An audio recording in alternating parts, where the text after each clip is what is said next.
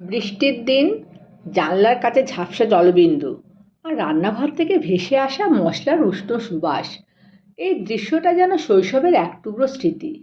সেদিনও এমনি এক বর্ষার দুপুরে দিদার হাতে বানানো কোপ্তাকারি ঘ্রাণ আমাদের পুরো বাড়িটাকে জাদুর মতো মুড়ে ফেলেছিল। আমি আর দাদা বসেছিলাম রান্নাঘরের কোণে, অধীর আগ্রহে অপেক্ষা করছিলাম কখন খাবার তৈরি হবে। দিদা তখন কড়াইয়ে ধীরে ধীরে কোপ্তাগুলো ছাড়ছিলেন। বলতেন, কোপ্তাকারি শুধু একটা রান্না নয়, এটা হলো ধৈর্যের পরীক্ষা। যত ধীরে কষবে তত মশলার মায়া জমবে। বৃষ্টির শব্দ, উষ্ণ ধোঁয়া ওঠা কারি আর খাবারের টেবিল ঘিরে হাসির শব্দ, এটাই ছিল আমাদের ছোট ছোট সুখ।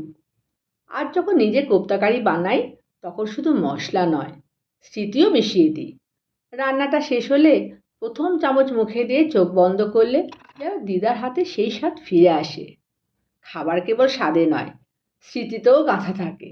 আর কোপ্তা কারি, এটা শুধু একটা পদ নয়, এটা এক প্লেট নস্টালজিয়া।